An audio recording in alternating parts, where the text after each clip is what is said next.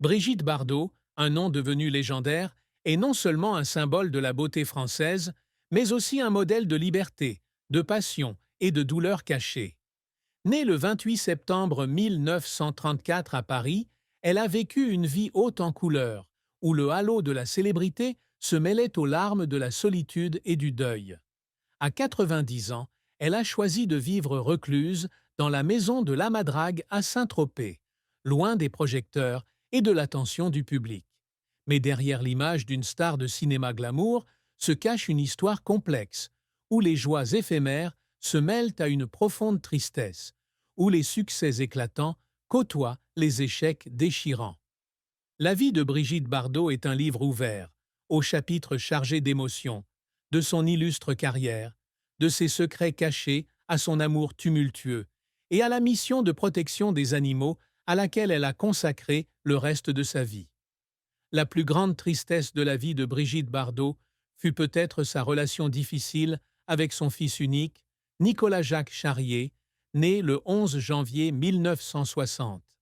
Issu d'un bref mariage avec l'acteur Jacques Charrier, Nicolas grandit sans sa mère.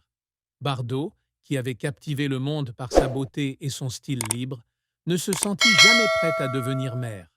Elle décrivit le moment où elle découvrit sa grossesse comme un choc, comme si elle renonçait à une partie de son corps qu'elle chérissait par-dessus tout. Cette réticence provenait non seulement de la pression sociale, mais aussi de sa propre peur de la responsabilité maternelle, qu'elle considérait comme étrangère à sa nature libre.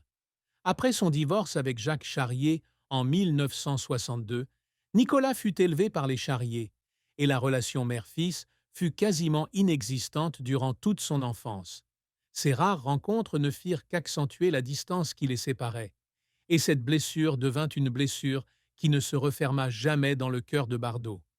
Des années plus tard, lorsque Nicolas grandit et qu'ils recommencèrent à communiquer, le regret la hantait encore. Elle confia un jour qu'à chaque fois qu'elle pensait à son fils, elle avait l'impression d'être poignardée en plein cœur, non seulement à cause de la distance, mais aussi par le sentiment de culpabilité qu'elle éprouvait envers elle-même. Elle se demandait si la célébrité et une vie libre valaient la peine de renoncer à sa relation avec son unique enfant. Cette tristesse ne concernait pas seulement la perte de l'amour maternel, mais aussi ce qu'elle ne parvenait pas à réparer, malgré ses efforts durant ces dernières années.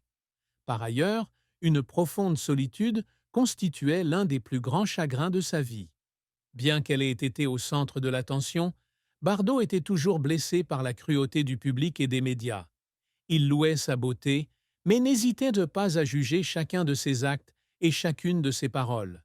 Cette solitude devint encore plus évidente lorsqu'elle choisit de vivre recluse pour se protéger du monde extérieur. La vie de Brigitte Bardot est liée à son illustre carrière cinématographique, où elle a marqué l'histoire de la culture populaire. Née dans une famille catholique de la haute société parisienne, elle grandit au sein d'une famille stricte, mais son esprit libre se révèle rapidement à travers sa passion pour le ballet. À 15 ans, elle fait la couverture d'un célèbre magazine de mode, lui ouvrant ainsi les portes du cinéma. Son premier film, sorti en 1952, est un début modeste, mais c'est en 1956, avec le rôle de Juliette dans un film de Roger Vadim, qu'elle devient véritablement un phénomène mondial.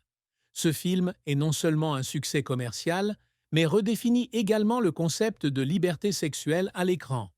Son image de jeune fille, à la fois innocente et séduisante, déclenche une révolution culturelle, faisant de Bardot une icône des années 60, comparable à des stars comme Marilyn Monroe. Sa beauté naturelle, ses cheveux blonds et son style libre inspirent des millions de femmes à travers le monde. En 2 décennies, Bardot joue dans 47 films, des dizaines de comédies musicales et enregistre plus de 60 chansons.